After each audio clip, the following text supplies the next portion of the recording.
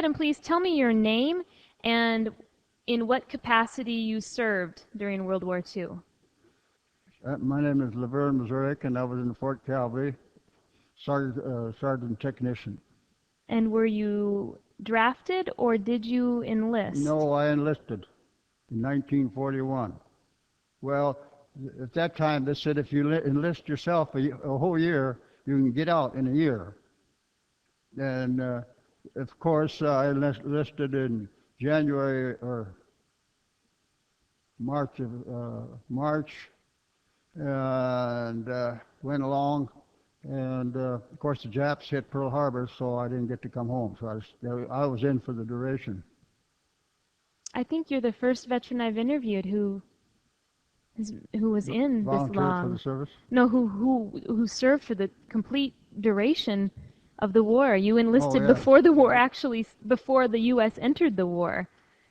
So it looks like you said you enlisted in March of 41, and according to your paperwork here, you served until October of 1945. So you were in the service for about 4.5 years. Oh, yeah. Yeah. Yeah. Yeah. And how old were you when you enlisted? Oh, golly, I think I was 21 or a little better, maybe. Tell me a little bit about your service. I was born on a farm, and I had enough of horses. I didn't care for the horses anymore. But when I enlisted, they told me I had to go to Fort Meade, South Dakota, and they said it was a horse outfit. When I got out there, why, they had 300 head of horses out there. I took my basic training on a horse and ended up in Germany, 15 miles south of Germany, in a tank. But then let's go back to the horses. That first year, they loaded us all up with horses and men, hauled us all down to Louisiana for maneuvers down there in the snake country along the Sabine River. And of course, everybody was scared of snakes, and they wouldn't let nobody sleep on a horse. You had to sleep in a tent on the ground. And then from there, we come back to Omaha, Nebraska, and stayed at Exarban overnight. And in the morning, they wanted us to parade the horses up in the city, so we was there for the parade. Then we went back to Fort Robertson, Nebraska, and we opened the gate and let all the horses out. Slapped them on the butt, and they were out in the pasture. And we went back to Fort Meade, got it mechanized. We took a little training with that, and then we went to California, Mojave Desert. We took training out there for a while that summer, and then from there they shipped us to Camp Maxey, Texas, to get ready to go overseas. Do you remember what you were doing on the day Pearl Harbor was attacked? We was at Fort Meade. We had basic training over with, and so we could go uptown. Sturgis was only a mile and a half from camp. And as we walked back to camp, all the lights were on. What in the heck happened? We couldn't understand how come all the lights would be on. It was about 11 o'clock at night. As soon as we got into the barracks, it says, Pearl Harbor got hit. Pearl Harbor. Japs hit Pearl Harbor. Well, I'll tell you, shivers went up and down my spine. Do you remember what thoughts or emotions were running through your head? I hate to tell you what I said. I said, oh, so and so, I'm in for the duration. Yeah, and that's the way it happened. Yeah.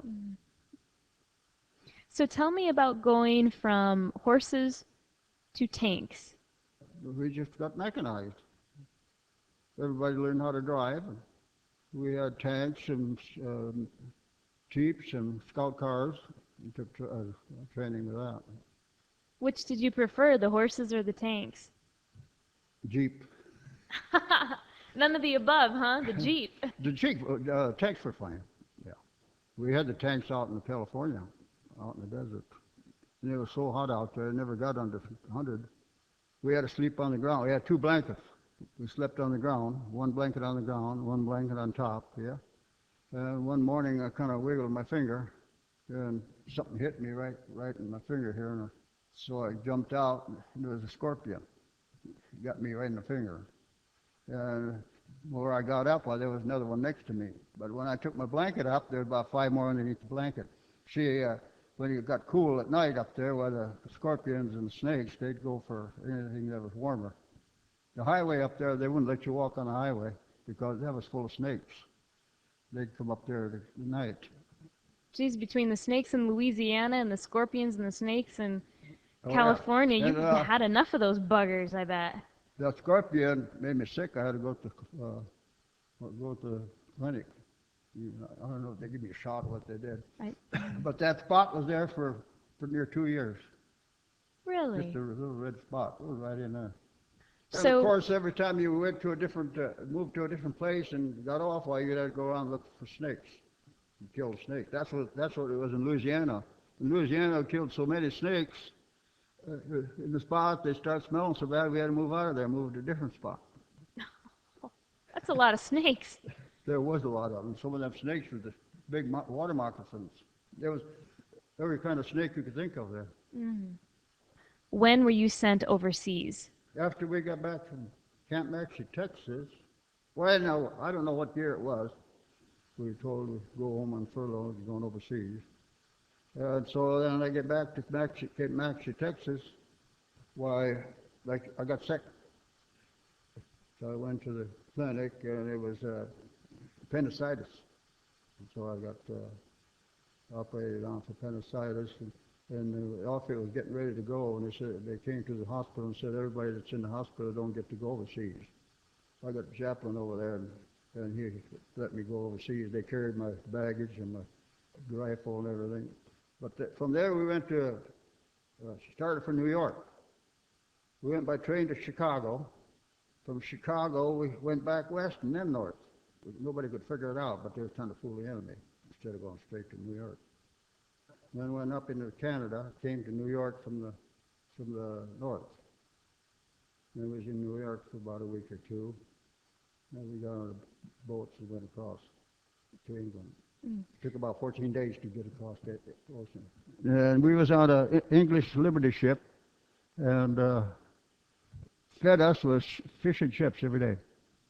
And of course, a lot of guys got sick. Bathrooms are all on one end. And there's a lot of guys that got sick and they was heading for the bathroom. They never made it, so it was pretty slammy before you got in there.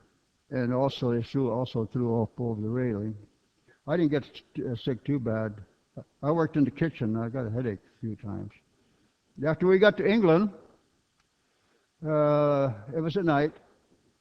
Then we got on a train, and then we got to Chichester.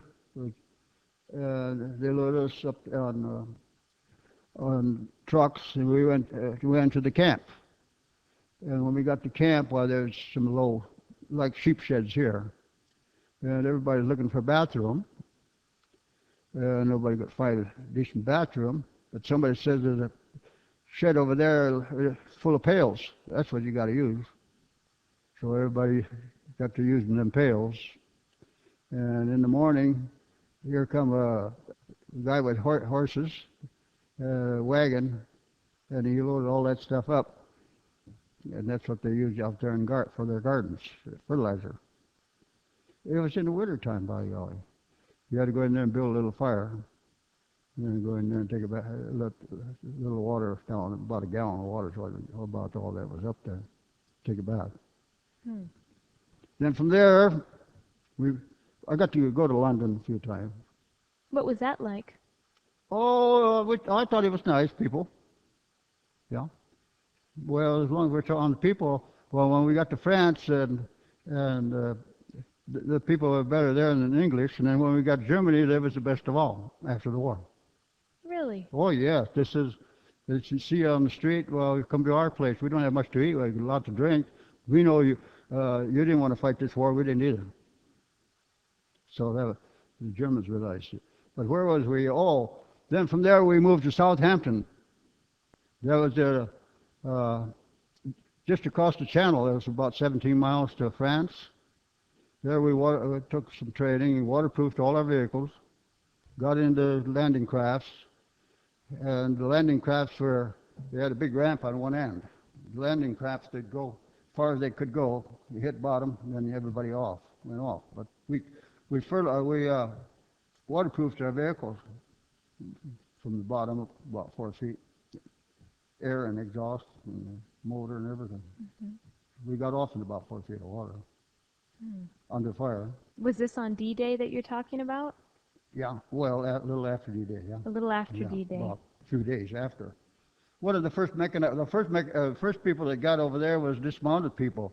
They had a big. They went over there, surprised them where the cliffs were. They had to climb cliffs. They had to throw rope ladders up on the cliff and then crawl over. But we that was in Omaha Beach.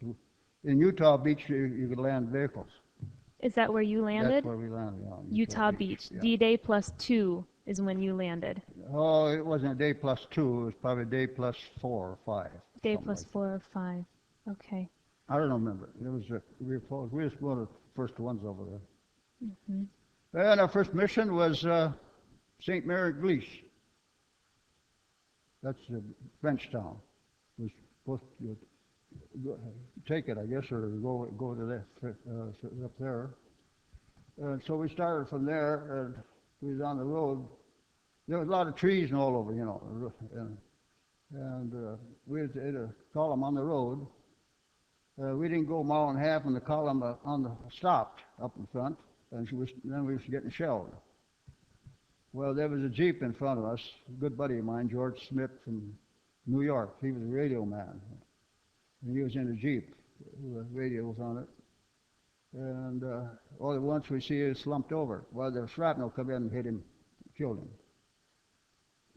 And he was right in front of our tank. And somebody said, well, when the column starts to go, well, we can't go. That Jeep, nobody in that Jeep, move at all. Yeah, and he told me, you got to go over there and you two guys go over there and try and push that Jeep off the road so we can get by. We finally start getting out. So, hell, we got a tank. Push the damn thing off.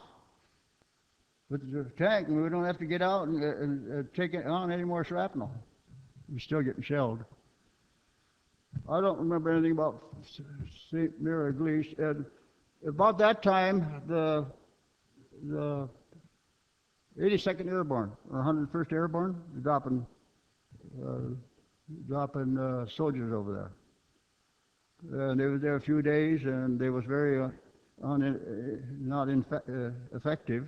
They were supposed to keep the Germans, as the Germans were coming back, while they were supposed to keep the bridges intact. Don't let them blow out the bridges. So they sent our outfit over there to gather them up across the, into the enemy territory. So you were behind enemy lines? Oh, well, you had to. That's where they dropped the 87th Airborne. Mm-hmm. And so we gathered a few of them up and got them together. Then we came back. How do you get behind enemy lines with tanks? Just go. Just fight your way through? Oh, sure. Because I was going to say, there's no sneaking around when you have a tank. The lines, maybe it was thin over there. I don't know. I don't remember. But I know we went over there and gathered up the 82nd Airborne. And then we came back. We was a little outfit. And then they put us on point. And we had to cut off, we was on point to cut off the Sherbert Peninsula. See, there was a little peninsula over here. And we was on point here. Of course, the big boys, they have to stay back here too, so we don't get cut off. So we was on point, cut off the Sherbert Peninsula, and there was we had a lot of German prisoners, or they gave up by the thousands. There was a lot of them in there. Really, by the thousands? A few thousand in there. I don't remember exactly, but there was quite a few of them in there. And they all quit. They was tired of war anyway. Mm-hmm. You probably don't know, ever hear of Chateau Thierry, did you? We come back, and then we got stopped before we got to Chateau Thierry. Chateau Thierry, we was on the hill there. And Chateau Thierry is a place where the First World War was, the first kind of a battle was in the First World War. The trenches, we was on the hill, we could see where the trenches were yet. They dug trenches there. Well, we finally got down into Chateau Thierry, and there was 3 tanks down there, 3 Tiger tanks. That was all over there. And from there, we was heading for Paris. We was heading for Paris, but before we got to Paris, why the enemy moved out. There was only a few snipers in there, so that they had us go around and contact the enemy again. The 4th Cavalry outfit is an outfit that keeps in contact with the enemy all the time. And if you don't know where they are, you go up and get shot at, and then find out where they're at. That's the only way you find out where they're at. See? That's a pretty important but tough role to Oh fill. yeah. Well, I was in combat zone for 337 days. We was on the front line all the time, 1,200 miles. How do you get through that? No bedroom or no bathroom for 337 days. You didn't sleep in buildings because they were zeroed in. They would get shelled at night. You slept out in the open. It wasn't very clean. We didn't take no showers either. Once in a while, when you got kind of quiet, why you got a hold of some water, you put it in your helmet and then take your clothes off and start washing yourself down, probably using a sock for a washcloth. So what got you through some of those days? If you can. I'll tell you, when that guy got killed the first time we was out, my knees started shaking. It shook for about 2 weeks. My knees were shaking. I was so scared. And then I finally made up my mind, well, if I get it today, I won't have to worry about tomorrow. And that's the way I went through. I wasn't the only one there. But we had the whole outfit was doing that. So you just took it day by day. Yep. Just didn't worry about it.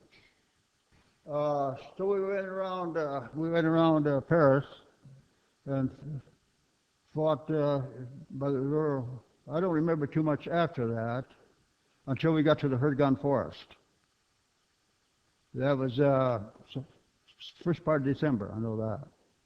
We got to the Hurtgen Forest, and we lost a lot of men there. Three officers in 3 days. See, the Hurtgen Forest, when shells would come in, they'd bust on top. They'd hit a branch or something, they'd bust, and all the shrapnel would go down this way. So we lost a lot of men there. So we had a big fight there, or it was pretty bad. And so finally, we moved back quite a ways because we got all shot up. Well, in between that, otherwise we always had to move back, go back and pick up more troops, pick up a few men, to fill the troops. But this was we come back, move clear back, and it was just before Christmas. And so we got a kitchen truck that was in the rear echelon. Everybody's got some in the rear echelon from the front. So we moved clear on back, and we heard that they broke out. And gee, we were right there. How did they break out? Anyway, they got the kitchen truck to come up. We was going to have a turkey Christmas dinner next day. So the kitchen come up, and they unloaded all their stoves and supplies and stuff. And about that night, and about 4 o'clock in the morning, they started hollering, everybody get the hell out of here in 10 minutes. So we all dashed out and got off to the road and headed away. Every vehicle went wide open for about an hour and a half, 2 hours to get away from there. They broke out here, and we was right here. Parked right here, see? So when that order came out, we went this way as fast as we could go, and then we circled around to that point where they was. And then we start pushing them back again. But our kitchen truck never did make it. They captured it. They ate our turkeys and Christmas dinner, and being as we was come back for Christmas dinner, we didn't have no rations. Rations always come from the rear. Gasoline, supplies, and rations, they always come from the rear. For 2 days that we was over here, all we had was coffee and beans for 2 days, because we didn't get our regular rations because we were going to have Christmas dinner. Then we started pushing back. And we finally, but what happened was, uh, see the airplane, they broke out over here. And of course, when you break out, you have to have supplies, gas and food and rations, all that. But our airplanes are knocking all their supplies out, and they ran out of supplies, so they were done. There was much fight to them. I'll tell you about them horses. We'll go back to the horses. When we was over there in Germany fighting the war, here come big cans of meat, about that big around, about that high. It's called a beef. I knew what we were eating. It was good. It was something better than we was eating for the same thing all the time. Mm-hmm. They butchered them horses. As we were fighting to go back, well, we weren't supposed to go too fast because we got strafed by our own planes. I was out of the tank when the first plane was coming, strafing. So I tried to get up in the tank. And I knew I couldn't make it all the way into the turret. I was on the side, so I jumped back down and got into the tank. I'd done that 3 times. Then finally somebody says, "Holly, don't shoot, they're ours, they're ours." I was trying to get up at the anti-aircraft gun. See, each tank had an aircraft gun. But they was ordered to bomb certain sections, and we was in the wrong section. We was too far in. Because they was going back while we, you know. Were the tanks a key part of the Battle of the Bulge? The yeah, defense? absolutely. Yeah. How long were you in battle then? Like that, trying to push the... 337 days. For the whole year. 1,200 miles where we traveled from the invasion area. Clear across France, Belgium, and Germany. We took different towns. There's one town in Belgium by the name of Spa. I got pictures of it. We took that town, and people, we camped there for about 2 or 3 days. Anyway, they took pictures of us being there, and I got pictures of that. They were so happy, everybody was smiling, they was, you know. Of course, they cleaned it out, but then in 3 days we started going out of town, and we hit the enemy right away. They was right on the other side of town. Really? Yeah, they was there all the time, but they didn't know it.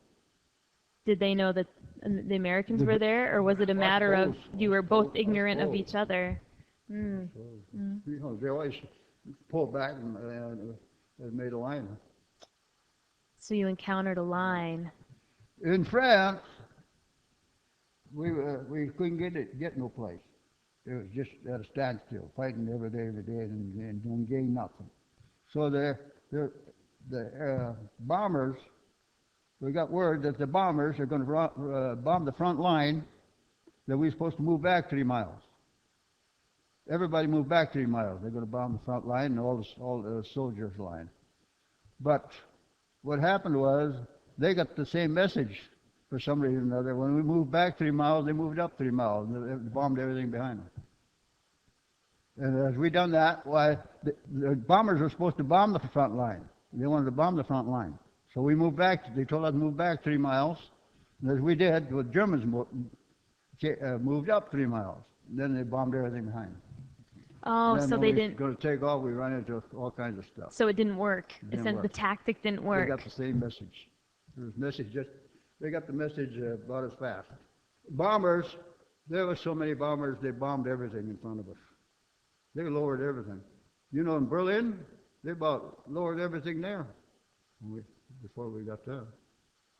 Church steeples, as we gone along, there's always enemy soldiers up in the church steeples, you know, so they could see what's coming and all that stuff. That's the first thing that we hit with those artillery shells. Those tanks. We had artillery shells on the tanks. What was your job in the tank? Did you actually have a tank? I was armor, gun armor. I was at the guns, kept them in shape. The big guns, I always inspect barrels because if they fire too many times, they'd crack. And I could pull them off and replace the barrel. So you were responsible. Panoramic sights, and all the smaller guns, I was in charge of all the guns. So you were responsible for all the guns on the Yep, tanks. yep. How Big many one. tanks were you responsible for then? Six, 6. six. And how many guns total was that? Lot of machine guns and rifles. Well, everybody had carried a gun, Mm-hmm. and there was about over 100 men in each troop, and that was 100, everybody had a gun and a machine gun. I had a at night. It was kind of scary at night. We've done a lot of guard, and I happened to run onto a American soldier that had a Tommy gun, a dead soldier. He, he had a Tommy gun laying by him, so I took the Tommy gun and I used the Tommy gun at night instead of that carbine I was carrying. That would just spray. You know, on guard I'd use it. In the daytime I didn't use it in the daytime. At night I used it. Were you in the forest, or were the tanks on the other side going behind German lines? That's when we first got into France. The hedgerows. They had little fields like a block square, and on top of for like a fence, there was bushes and trees growing. You could be right next to the enemy, you didn't know it because the hedgerows would be thick, you know. So it sounds to me like it was really a fight for every. Every mile. I was going to say every square mile. It was just a fight for every mile. Absolutely, absolutely. So you went across France and into France, Germany. Belgium, and Germany. And where did you stop? We got up to the Siegfried line. Nobody could go through because they had a line there that they had cemented in the rails off a railroad track about that high. And then in between was cement built pillars. No vehicle could go through. Back further inside Germany, they had pillboxes. Them pillboxes were all covered with dirt and grass growing over them. They was in a hill, like, and they had big guns sticking out through the slats.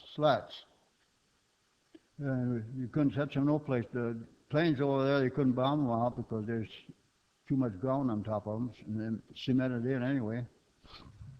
The only way they got that started is at night. They sent dismounted men over there with hand grenades. They sneak over there and they stick the hand grenades in through the slats, and that's the way they got started. And that's the way you took them out. Yeah. How long did it take your outfit to get across France? Across France? Well, I don't know. It took 337 days to clear across, so I don't know how long it took across France. Exactly. So at the end of the 337 days, you were in Berlin, or just in Germany? We were south of Berlin in a tank. We was on our way into Berlin. We were sitting down the road when a couple of vehicles come from behind and stopped and wanted to know what we was doing. And it was a general. This is at the end of the war, right? And well, he said we're heading for Berlin. He says, I'll tell you what, the war is just about over. It's over. No use going into Berlin and getting killed on the last day. You stay right here. Let the Russians clean them out. There was left there a bunch of snipers. The Russians had to clean the snipers out. Otherwise, it was level too. What would you like someone of my generation, my age, to understand about World War II, or more specifically, your war experience? If I could come away from this interview understanding one thing about what happened in your experience, what would that be? What would you like me to know and understand? We won the war, yeah. The way we took Aachen, we finally got across the Siegfried line. I was in an outfit that was first city that was fell to the Allies. I was in that outfit. Anyway, the first thing they done was there was a lot of soldiers in there. You captured a trolley car. uh, garage up on the hill, coming up on a raise. We were fighting a while, finally some corporal having to take one, we put some dynamite in that car, railroad car, or that trolley car and send it down into town. Somebody else said, why don't we fill all them damn cars and send them into town? That's what they done. They start hauling in dynamite. And the first one, they put on a longer fuse and it clear down into town and blew up. I got a picture, I think, on one of them trolley cars with a V on it, the V13. They sent 13, that was a big city. They sent a trolley car down there, each one with a shorter fuse full of dynamite. Then after, I remember after a few days afterward, while I went through there was just the whole half a block was just clear, everything cleared out. One place there was a pole, telephone pole sitting up there, a pair of trolley cars, the wheels were sitting up on top of that pole. That was really, and imagine that that done a lot, saved a lot of time cleaning them out. Do you think your experience in World War II changed you? Or how did it change you? Might be a better question. I don't know, I suppose, made a man out of me, I suppose. But I don't like what's going on now. Everything's going wrong. They're doing everything wrong. We didn't have to be in Iraq. They didn't declare war on us. Bush said, got to put Hussein in jail. He killed a lot of people. Well, since Hussein's in jail, they're still killing people. Mm-hmm. Who's going to take the blame for that? The veteran that I was interviewing before you, Edward, and his son Jerry. I asked Edward, because I had heard this before, that there was this belief that World War II was the war to end all wars. Did you ever hear that or believe that? Oh yeah, I've heard that. Yeah. Did you believe that while you were fighting for every square mile as you guys moved forward in your tanks? I suppose, I don't know, I didn't want my kids to be doing any more fighting, that's for sure. Who did you have at home waiting for you? After the war, I got a picture of a girlfriend that I had after the war. We was there 3 months after the war waiting for her to go home in Frankfurt, Germany. Well, there's a little town next to Frankfurt. There's Kelsterbach on the Rhine River. I met her down there. And I got a big picture of her that I took home with her, but she didn't know me. She was coming up here. Everybody you met down there was coming to the United States. And she was coming too. Well, anyway, I was with her. That was after the war, every night. And then we got noticed that we was going to move out. So some of us moved out. We didn't know where we was going. We went about 60 miles, and in the morning, there was about 3 bicycles out there. And she was one of them. She followed us. Is that something? That is. I didn't know. We didn't know where the hell we was going. They knew it. And so, well, there were so many that I changed my name. My name was Benji, or just Benji, or if they wanted the full name, my name was Lester Taft from Cedar Rapids, Iowa. That's what the name she got too. I don't know. So you didn't give her your real name. I had found a girlfriend here in Wagner afterward. And then of course after I come back, I went out to farm, my dad's farm. So you came back. And I had four children. Boy and a girl, 2 boys and then twin girls. And since then, my son had twins, and my daughter had twins. Could I ask you one more thing about the war? If you can think back to maybe 1 or 2 of the toughest days you had, those 300 plus days that you were in combat every day, on the toughest of those days, what got you through the day? Well, I suppose it was the first few days when my knees were shaking so bad. Like I told you, I told myself, well, if I get it today, I won't have to worry about tomorrow anymore. I didn't figure on coming back, not in that outfit. Really? You just assumed you were going to get killed in action. So Okay, so then you survived. So was there anything, did you make any kind of promise to yourself then? Because I survived this and I didn't think I would. No, oh, No. not really, not that I remember. No, Uh-huh. no. No. So it was all pretty much cut and dried for you. You were Yeah. doing your service. You were doing what you had to do. Uh, thank you so much, Laverne, for sharing your stories Okay. with me, and Yeah. thank you for your Thank service you to our for listening. country.